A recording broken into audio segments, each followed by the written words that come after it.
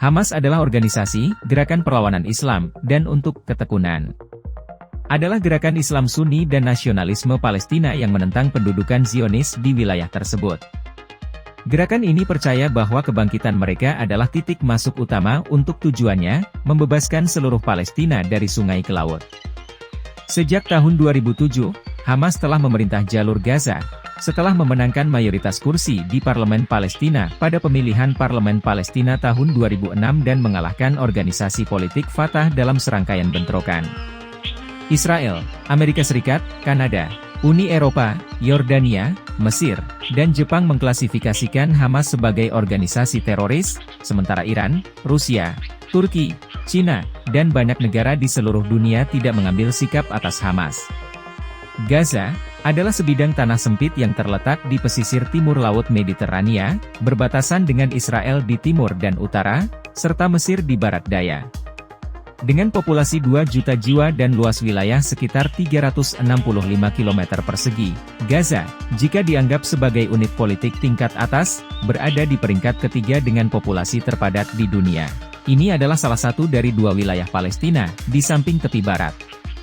Sejak tahun 2007, wilayah tersebut dikuasai oleh Hamas, sebuah kelompok militan Islam fundamentalis. Jalur Gaza atau Gaza Strip awalnya muncul sebagai wilayah yang dikelola Mesir setelah Perang Arab-Israel tahun 1948. Setelah Perang 6 Hari pada tahun 1967, wilayah tersebut berada di bawah pendudukan Israel. Pada tahun 1990-an, sebagai bagian dari Perjanjian Oslo, kendali atas wilayah tersebut diserahkan kepada Otoritas Nasional Palestina, bersamaan dengan keberadaan pemukiman Israel di wilayah tertentu. Permukiman ini dievakuasi pada tahun 2005 sebagai bagian dari pelepasan Israel dari Gaza. Selama ini bahkan hingga pada hari ini, Hamas dengan Israel kerap berselisih paham dengan status tanah ini hingga mengakibatkan perselisihan mereka berujung pada peperangan sebagaimana itu terjadi saat ini. Sesungguhnya apa yang mereka sengketakan dari status tanah tersebut?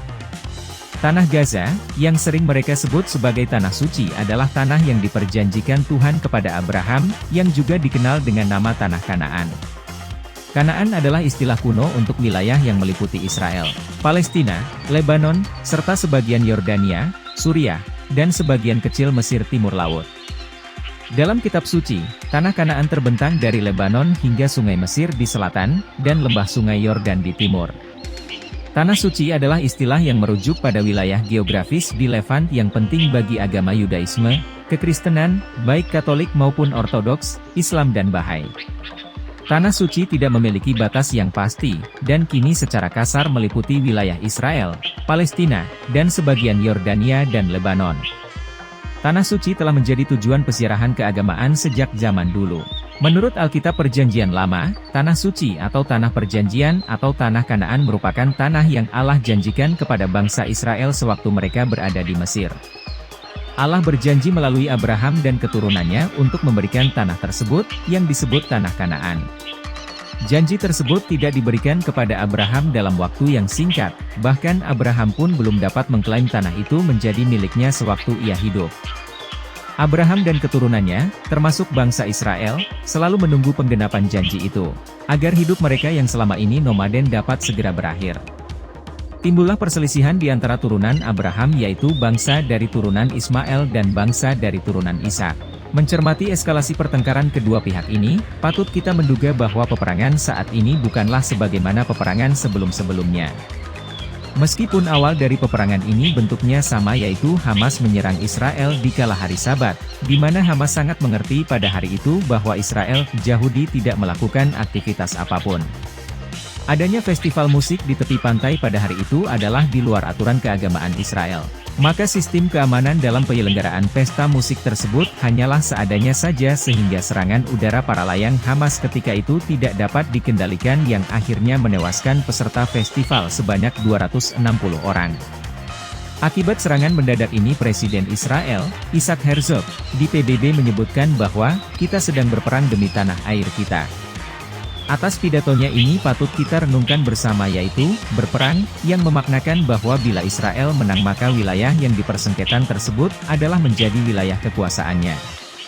Tetapi Hamas, meski hanya sebuah organisasi, tidaklah sendiri.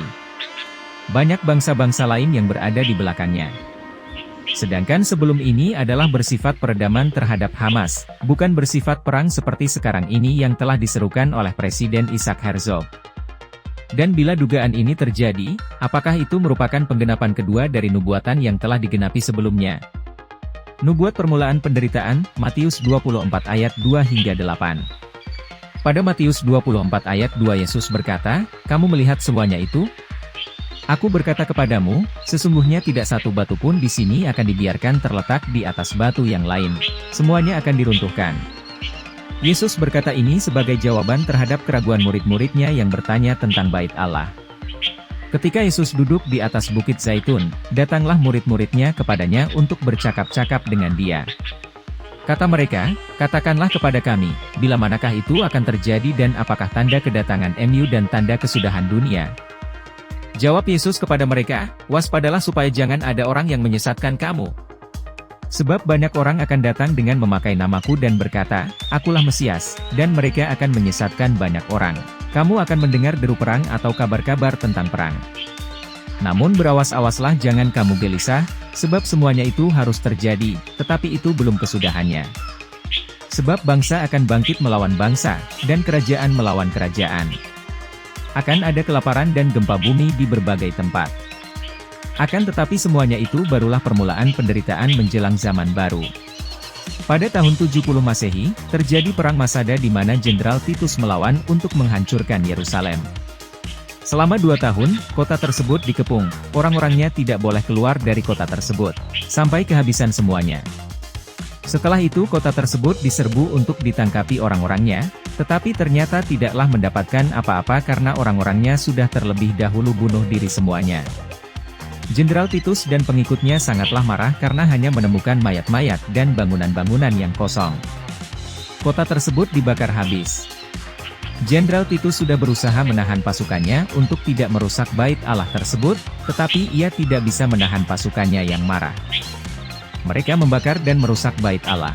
Mereka sangat kaget ketika melihat bait Allah yang terbakar, karena ternyata bait Allah tersebut dilapisi emas murni.